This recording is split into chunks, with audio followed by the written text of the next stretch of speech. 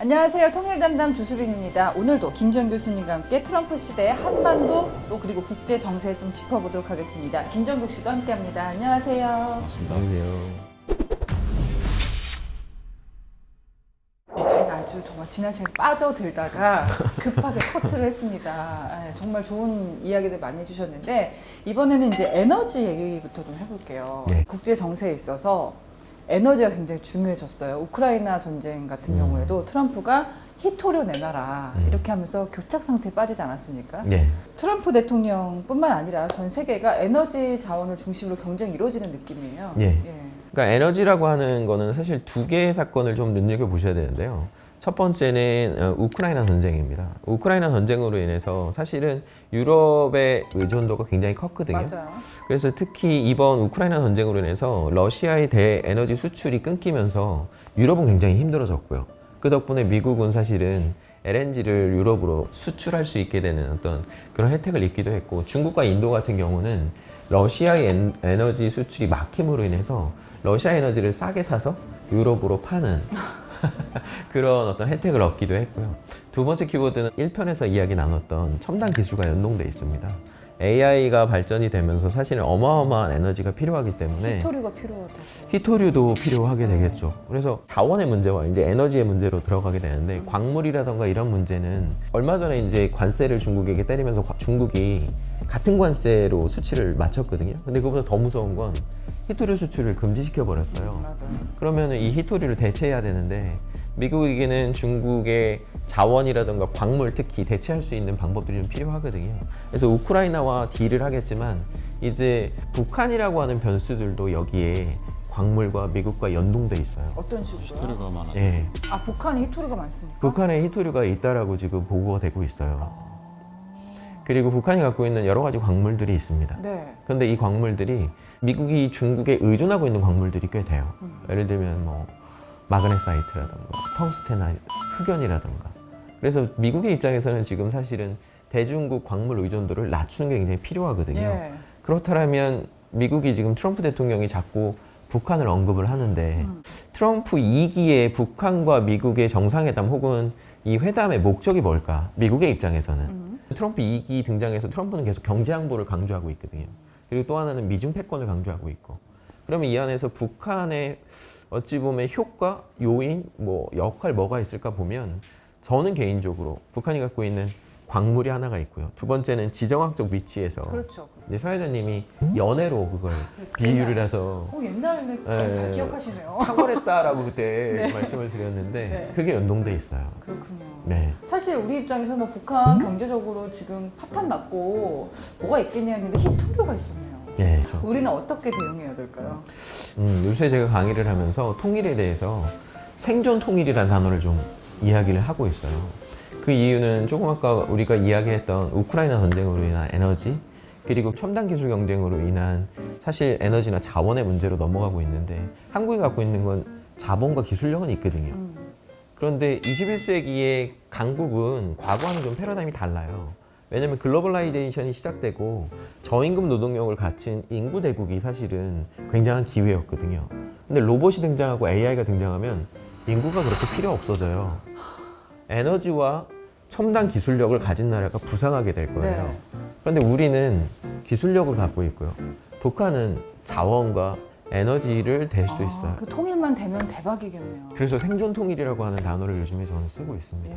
해답을 찾아갈 수 있는 그런 중요한 얘기를 하셨는데 조금 더 짚어보겠습니다. 국제사회에서요, 북한의 입지, 뭐 지정학적 입지뿐만 아니라 여러 가지 입지를 얘기할 수 있을 것 같고요. 영향력 어떻게 보고 있습니까? 냉정하게. 북한의 입지는 사실 우크라이나 전쟁 이후로 굉장히 좋아지고 있다라고 하는 건 뭐 다른 분들도 다 아실 거예요. 왜냐면 북한은 기존에 중국에게만 의존해 왔거든요. 무역에서도 90% 이상 중국에게 의존해 왔고. 그래서 사실 중국으로부터 뭐 어찌 보면 봉쇄당하거나 이러면 북한은 생존할 수 없는 상황으로 밀릴 뻔했는데, 우크라이나 전쟁 이후에 북한이 러시아와 관계들을 강화하고 파병까지 하는 방식으로 러시아로부터 정치, 외교, 군사 기술, 경제까지 다 지원을 받고 있는 상황이고, 중국도 지정학적 위치에서 북한을 러시아 쪽에 붙는 것을 달게 생각하진 않겠죠. 서로 구애를 하고 싶어하는 대상이 맞아요. 되는 그때 거예요. 말씀하셨던 예. 삼각관계 딜레마죠. 그러네요. 예. 예. 그리고 또 하나는 트럼프 2.0 시대가 도래를 하면서 트럼프 대통령은 또 북한과 거래를 하려고 하고 있잖아요. 네. 그렇게 되면 북한의 사실 어찌 보면 입장은 위치는 좀 더 좋은 방향으로 가는 환경이다라고 말씀을 드릴 수 있습니다. 지난 회에 말씀해 주셨지만 북한이 가상화폐를 상당히 많이 보유하고 있다. 그래서 눈여겨볼 대목들이 많은 것 같습니다. 지금 제가 돌이켜보니까요. 정국 씨가 프랑스에서 이제 한국으로 탈북할 때 그때 참 비트코인을 사놨더라면 제가요? 네, 한국 땅에 내리는 순간 10년 전이잖아요. 북한 주민들은 가상화폐에 대해서는 좀 알고 있어요? 북한에서는 카드 결제도 잘 거의 없는 곳이라 살 방법이 없는 건가요? 네, 뭐 비트코인이라는 개념 자체를 지금도 저도 잘 모릅니다. 아니 정국 씨만 모르는 게 아니고 아니 저는 그 프랑스에 나갔을 때 카드 결제가 되는 게 좀 신기했어요. 그 금융 시스템으로 전산으로 다 하나가 됐으니까 네. 세계적으로 뭐 비자 카드도 결제되고 이런 것들이 와 이게 다 어떻게 가능하지? 그럼 북한이 보유하고 있는 것으로 예측되는 가상화폐는 다 정권이 갖고 있는 건가요? 그렇죠. 국가 차원에서 이것들을 관리를 하고 있고요. 네. 근데 이 가상화폐라고 하는 개념들이 들어오면 북한을 독립적으로 고민하면 좀 어려워요. 그런데 북한이 지금 어느 회의에 자꾸 들어가고 있냐면 브릭스라고 하는 회의에 들어가고 있어요. 브릭스의 개념은 중국, 러시아, 인도, 브라질, 사우스아프리카 5개로부터 출발을 했는데 지금 12개가 됐어요. 그런데 이 5개 이외의 나라들을 보게 되면 자원부국들입니다. 그런데 여기에 북한이 2번 참여했어요. 그리고 작년에 브릭스가 뭘 했냐면 브릭스 브릿지라고 하는 가상화폐 공동화폐 프로젝트를 했어요. 그래서 달러가 지금 스테이블 코인을 중심으로 자신들의 헤게모니를 확장하려고 한다면 브릭스 안에 있는 중국과 러시아는 브릭스 브릿지를 시작으로 브릭스 공동화폐의 방향으로 가고 있어요. 예. 그런데 이게 북한과 연동이 되면 북한이 만약에 브릭스로 들어갈 수 있다면 북한은 더 이상 달러를 안 써도 되는 그리고 금융제재로부터 회피할 수 있는 방법이 생기겠죠. 초반부터 트럼프하고 푸틴 대통령이 굉장히 친하다. 러시아랑 미국이 밀착될 수밖에 없고 북한이 또 밀착될 수밖에 없다라고 예견을 했던 게 일리가 있는 거군요. 그렇죠. 그래서 북한의 입장에서는 2가지가 아마 굉장히 중요한 요인일 거예요. 첫 번째는 미국과 러시아의 관계가 어떻게 정상화될 건가? 2번째는 트럼프 2기에 북한과의 관계를 어떻게 풀 건가? 만약에 이게 2개가 북한이 원하는 방식으로 풀리게 되면 브릭스 내에서 북한의 가입을 반대하고 있는 인도나 사우스아프리카가 미국과 북한과의 관계가 풀리는 순간 브릭스로 들어갈 수 있는 일정 정도의 룸이 확대될 수 있겠죠. 그럼 아까 말씀드렸던 것처럼 북한은 더 이상 국제사회에서 금융제재를 받고 있는 것들이 가상화폐를 중심으로 혹은 가상화폐 브릭스 화폐를 중심으로 일정 정도 길이 열릴 수도 있는 거죠. 근데 이게 단기적으로는 쉽지 않을 겁니다. 그러니까 북중러 관계에서는 키를 쥐고 있는 게 북한인 것 같고요. 북미러에서 또 키를 쥐고 있는 러시아인 것 같아요. 일정 정도 뭐 키를 졌다라고까지는 제가 표현을 못 하겠지만 그래도 굉장히 중요한 카드를 이제 갖게 되었다라고 할 수 있죠. 어떻습니까? 정국 씨가 북한에서 뭐 자랐잖아요.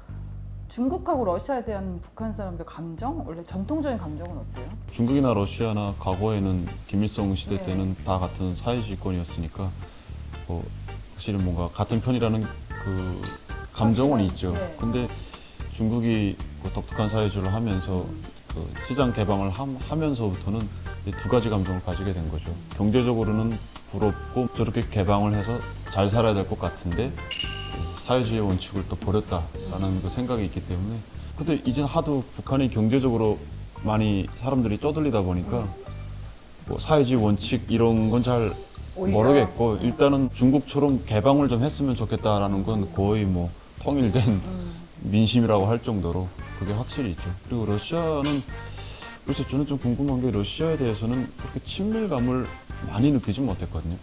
그 푸틴이 올라오자마자 김정일을 만나러 왔었잖아요. 그때 잠깐 좋아졌다가 그 이후로는 좀 먼 나라 같은 느낌. 사람들의 생활에 와닿는 그런 게 없었는데 지금 최근에는 뭐 파병도 하고 너무 갑자기 확 좋아지니까 뭐 주민들의 생각이 어떻게 바뀔지는 잘 모르겠습니다. 네.